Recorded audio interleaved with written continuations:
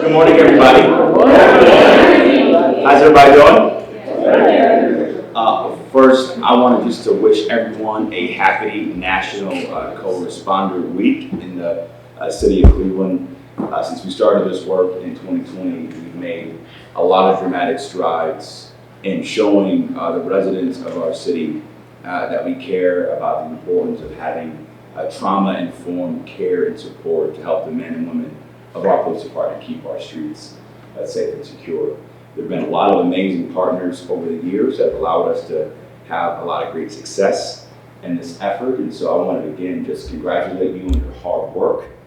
We have a lot more work to do to continue to be a model for the country, but given all the talent, all the experience, and the can-do spirit that I see in this room, I know we're going to continue to see progress over the weeks and months and years ahead. So give yourself a bit.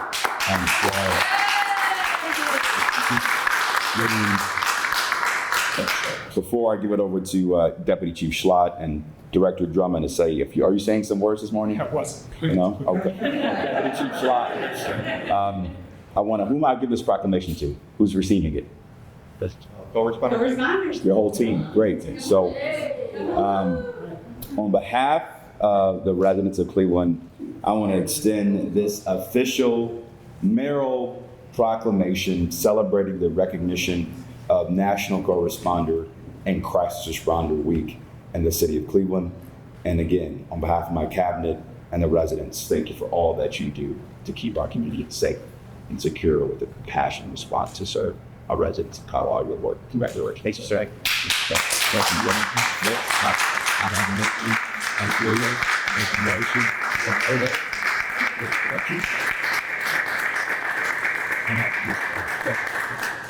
Deputy Chief, you want to say a few words?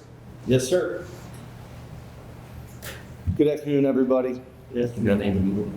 Just want to congratulate. Good morning. Good morning. Exactly.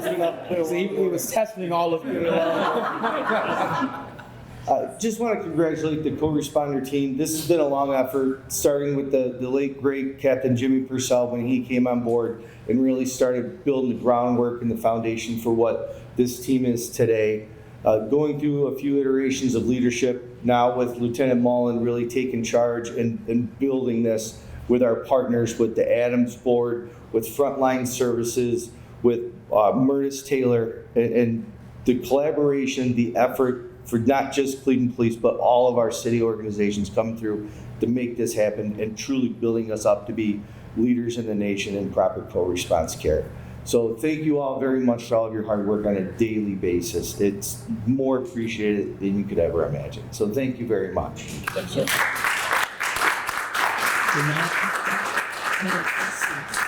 The CEO of the Adams Board, Scott Osecki, if you could come up. Yes, thank you, sir. Thank you. Hello, Mayor. Nice to see you. Likewise. Yeah. So on behalf of the Adams Board, of course, we want to thank the city for being such a great partner with us and how important co-responder is to the individuals living with mental illness and substance use disorders in the city of Cleveland. So we're very happy to be a part of this with you, and we congratulate you. So congratulations.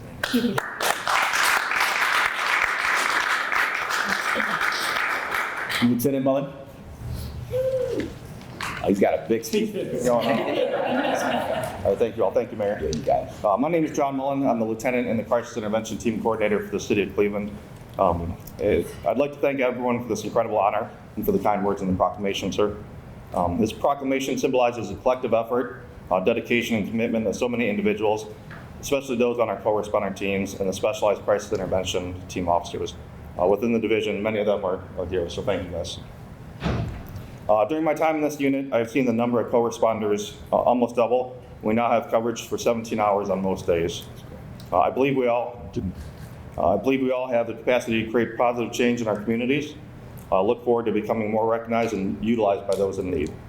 Thank you once again for this incredible honor, and I look forward to what we'll achieve together in the future. Thank you all. Well, since he is the safety director, I'm going to have Director Drummond just share a few words. I know you've seen the evolution of this important work that we've been doing at the city for quite some time, and just offer a few comments if you can. Thanks, Mayor. Appreciate it. As you all know, I was the chief for a couple of years and the deputy chief for almost 8 years. And I've seen the evolution, as the mayor just talked about. Same thing with Mullins, the different iterations of individuals in charge of the unit. So I've seen it grow. And I think there's not enough credit, I think, overall for what the men and women in the co-responders unit, they're doing on a regular basis. I know we're kind of moving towards a care response as well as a co-response and so forth. But I think, again, I don't think there's enough emphasis placed on the type of work that they're doing on a regular basis. And I say it all the time. I said it as the deputy chief. I said it as the chief. I'm now saying it as the safety director. We are a totally different police department. We really are. I say it over and over again.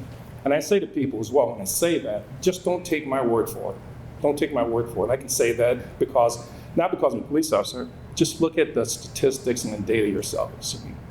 Just look at that. And I say that, and I'll continue to say that they're doing tremendous work. Approximately about 5,000 calls a year the Division of Police take in from folks in crises. 5,000 a year. And our officers, not only our co-responders, but our officers respond to that on a regular basis. And when you look at uses of force and so forth, and when you really break it down to the foundational reasons why the consent decree is here, the federal monitors and so forth, because use of force, our interaction with folks in crises and so forth, those are the main reasons why the consent decree and why the federal monitors are here. But when you look at our response over the last several years relative to that, our uses of force for folks that are in crisis, it's less than a percentage and so forth. So you need to take that really into consideration when we're talking about co-response as well as crisis response, or care response to folks that are in need. And our officers and our clinicians and so forth are doing a phenomenal job, coupled with the job that our officers are doing out there. And that's just not in a vacuum with just the Division of Police. We're talking about Adams Board, Frontline Services, and all of our other partners and so forth, just coming together collaboratively to put a really good system in place. And this is the fruits of it and so forth. And we have work to do, don't get me wrong, I'm not saying that. We still have work to do, but overall, I think they're doing a tremendous job. And I really appreciate everything you guys are doing for us in the city of Wood. Thank you. Thanks. Thank you.